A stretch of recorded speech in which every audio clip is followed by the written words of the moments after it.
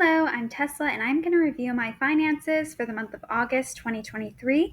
It's been a while since I've done one of these, but accountability is important, and it doesn't make sense for me to show you my budgeting plans and then not show you if I actually followed them. The way I track this is in a Google Sheet that I found off of Etsy, and I'll link it below if you're interested in tracking what you planned versus what you actually did. I made $4,675.29 in August, which is $100 more than I thought I would make because my lovely grandmother will occasionally Venmo her grandchildren thinking of you gifts, so that's awesome. Out of that money, I used $7.50 towards one of my credit card payments just to make sure I would be paid off fully by the end of the month. I normally don't have to assign anything, but sometimes there is a work expense in a previous month, and instead of covering it, I just wait for the reimbursement. So that was not even 0.1% of my income. Then I used 22.5% of my income in August towards investing in between my 401k, my HSA, and my Roth IRA for a total of $1,140. That is a lower percentage, even though the number is a flat number, and that's correct. I normally try to just spend 70 and then between investing and saving, have that be 30%. However, I am over in spending. I spent 77.4% of my income in August. I had planned to spend $3,482.89, but instead I spent $3,925.19. I specifically wanted to show you this so you can know that I am $442.30 over my budget.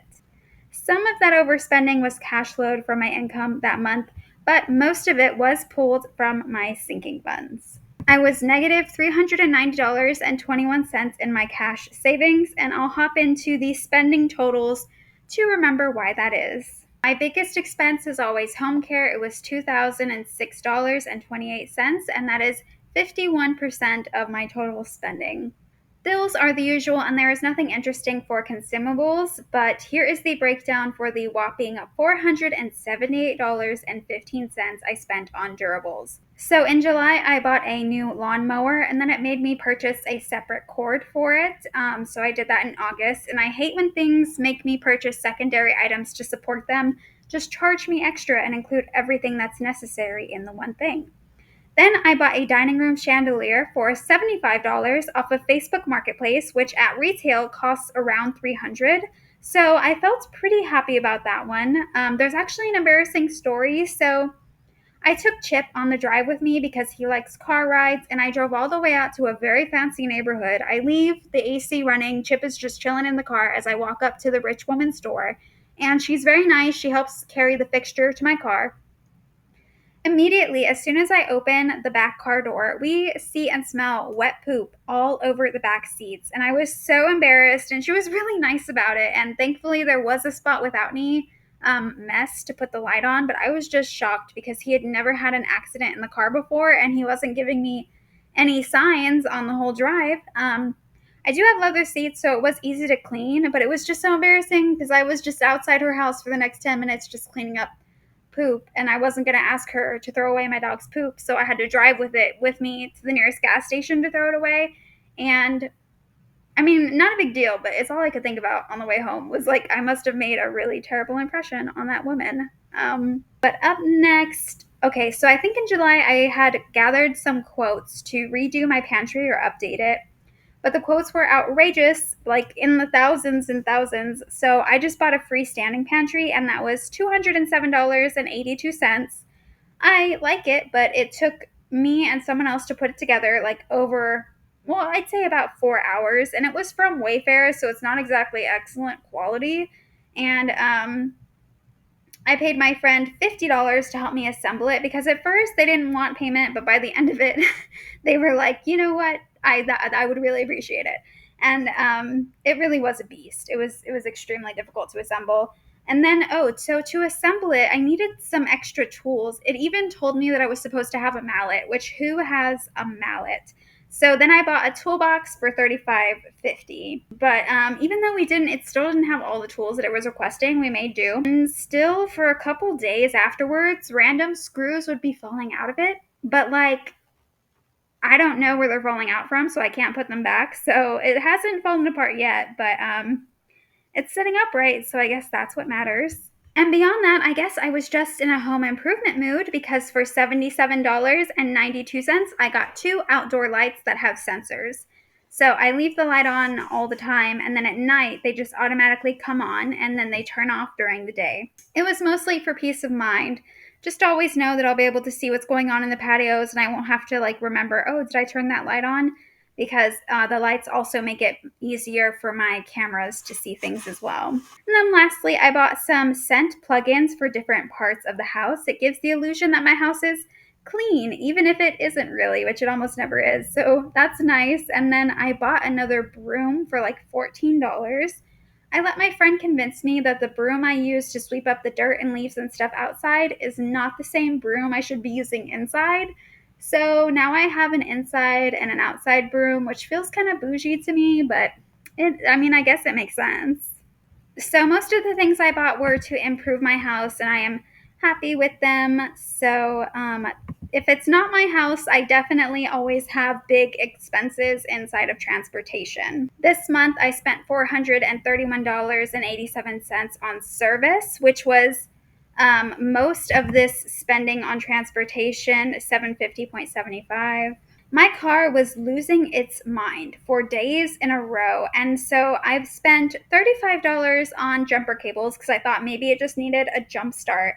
But it kept acting up for days and it wasn't reliable. And so I have a hybrid. And it turns out that when you need a battery replacement, it is more niche, more difficult, more expensive on a hybrid. So I spent $396.87 replacing some type of battery. And then in July, I had some doctor's appointments that I just could not miss. And that was the day that my car was acting up. So I spent $20.90 more than I would have in the fuel category to make up for Ubers. But in total, I spent $111.92 on fuel. And then fees are standard things like my insurance. And then I pay $25 a month about for tolls. August was not only expensive because of my home and my car, but also because of my health. So I spent $516.73 on personal care. I had doctor's appointments and prescriptions. Then I spent $49.40 on toiletries, which is a little higher than usual, but I like to be stocked up on certain items. So this was unavoidable. This is semi-regular. And then what is not so regular is spending $120.25 on appearance. I bought one black tank top from Walmart for $5, but the rest is literally all just waxing. It is a luxury I try not to do too often because it is pricey. But on occasion, I will treat myself to a month of not having to worry about shaving my legs. Food is only about 11% of my total spending, but it normally is a much higher percentage because normally my other categories are not so large. I spent $425.30 on food, which for one person I do understand is quite a lot.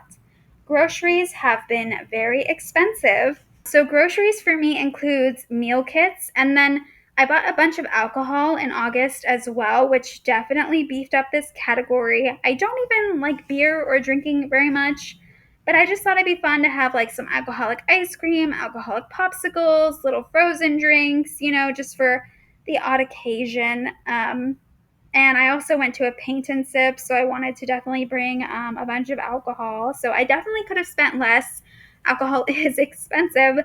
Um, but I bought it at a grocery store, and that's why it ended up being under groceries. Dining out was minimal, 45.94, which is actually pretty affordable because I went out 3 times. I went to 2 comedy shows, which food is always more expensive at entertainment venues, and then I went to a Mexican restaurant, so not bad for that amount. And then junk food, 24.94, which was Whataburger, Panda Express, and Starbucks.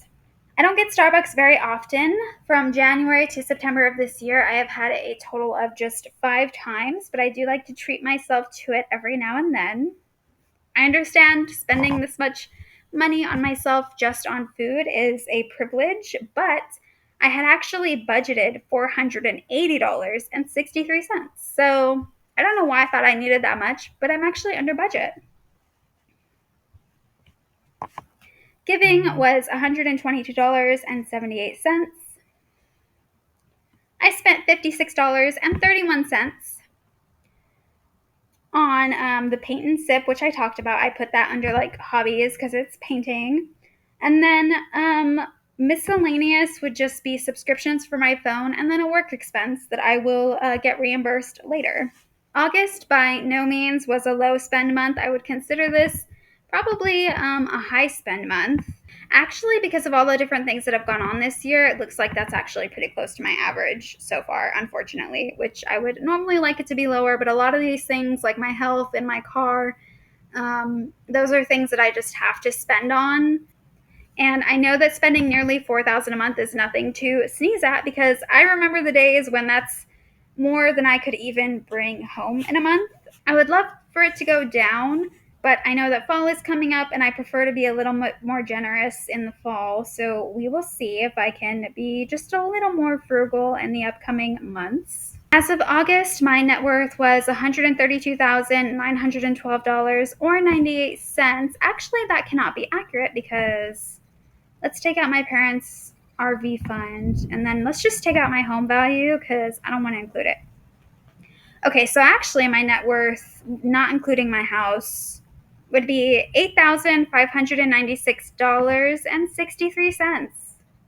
That really humbles you, right? Makes you really see what's going on. But I do see a bunch of these green upward arrows, so it did go down a little bit in August compared to July, but I have faith that it will continue to grow, and I hope your net worth continues to grow as well and that you had a good month. And if you didn't, I wish you better days ahead. And this is just a reminder that things happen, and sometimes it's not always possible to stay in budget, but it is always possible to stay mindful. So I guess that is all I have for you. That is everything I spent, and I'll talk to you later. Bye.